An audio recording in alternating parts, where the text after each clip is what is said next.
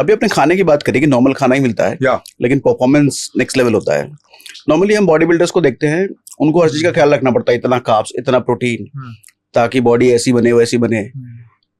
तो आप क्या सोचते हो इसके बारे में? वो सब फालतू चीजें हैं या बॉडी कैसे भी कर लेती है? कंपटीशन में करना होता होगा, it is good for them but it is not good for us. अब मेरे को एक बात बताइए, आप ऑपरेशन में जा रहे हो, you are going for an operation, आप प्रोटीन शेक रखोगे कि एम्यूनिशन रखोगे? ऑफ कोर्स गन्स रखेंगे, एम्यूनिशन रखेंगे। द फर्स्ट प्रायोरिटी मैंने कितने पॉडकास्ट में बताया, first is ammunition, second is communication, third is medical and fourth is food. So bodybuilders are a different people. We are not bodybuilders. We are not here to have that gram of carbs, proteins, clean diet. We are not that kind of guys. तो किसी mission पे जाते हैं जिसमें आप पता ना हो कितने दिन लगेंगे, तो कितने दिनों का फूड लेके जाते होंगे? ये क्या इसका ऐसा कुछ नहीं होता कि हमें पता नहीं होता कि कितने दिन का मिशन होता है। Every mission is planned to details because without detailed planning आप कोई मिशन अकम्प्लिश कर ही नहीं सकते। जनरल कभी ऐसा हो कि एक्सटेंड हो गया हो जाता है, 2, 4, 5 दिन एक्सटेंड हो जाता है, लेकिन most of the operations which we do we are doing it in our territory.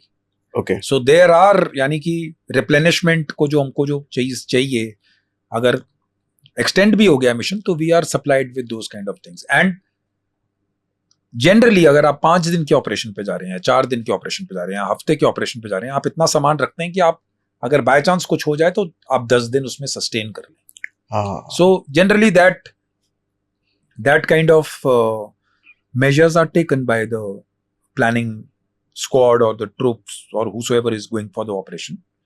हाँ, कहीं ऑपरेशन ऐसे आप कहीं से ट्रांजिट में मूव कर रहे हैं, कहीं रुकना पड़ गया, तो generally you are staying in army locations, तो आपको your dietary needs are met. तो मैंने कोई वीडियो या फोटो देखा जहाँ पे शीशे भी खा रहे हैं, दैट इज वो तो इट्स बेसिकली आफ्टर प्रोबेशन जो लोग क्लियर करते हैं, they make you drink eat that glass just to prove that खा लेते हैं अंदर तक। हाँ, उसको चूरा कर दो और फिर निकल जाओ। कोई फर्क नहीं पड़ता अंदर? नहीं, कोई फर्क नहीं पड़ा। मेरे ग्रेनेड के स्प्लिंटर हैं, आज तक नहीं फर्क पड़ा। 18 साल हो गए, तो वो तो शीशा ही है, क्या फर्क करेगा? You are not eating pieces, you are crushing it in your teeth. उसको चूरा करके वो तो बन गया अंदर, वो चला जाएगा, निकल भी जाएगा। ऐसी प्रैक्टिस क्यों? अब किसी ने शुरू की थी, बोला कि लोग तो नॉर्मल लोग ग्लास से ड्रिंक करते हैं या फिर पानी पीते हैं या जो भी, तो हम स्पेशल हैं तो वो खा लेते हैं। I don't find it to be a great technique. मेरे को उससे कोई, बट ऐसा होता है। हाँ, तो सभी ने किया होगा। It's part of training, just to overcome that kind of thing, nothing else. Okay. और क्या ऐसा भी होता है कि मतलब आई एम सॉरी, मतलब जो सुना है मैंने वो आपसे पूछ रहा हूँ कि शायद स्पेशल फोर्सेस इतने ट्रेंड होते हैं, इतने पावरफुल होते हैं मेंटली कि वो कच्चा मांस भी खा लेते हैं जगह जरूरत पड़ने पर।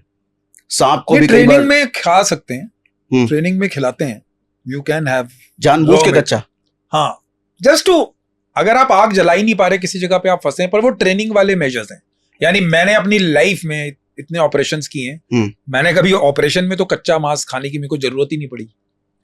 बट यस, ट्रेनिंग में आपको खिलाते हैं ओनली बिकॉज कि आपकी बॉडी की लिमिट्स को टेस्ट कर रहे हैं, आपको बता रहे हैं कि ये सब चीजें हो सकती हैं। So they make you eat everything. और वो किस चीज का मांस होता है? इट कैन बी एनीथिंग, यानी नॉर्मल चिकन भी हो सकता है, कुछ भी हो सकता है। तो कोई वेजिटेरियन वाला तो स्पेशल फोर्स में जा ही नहीं सकता।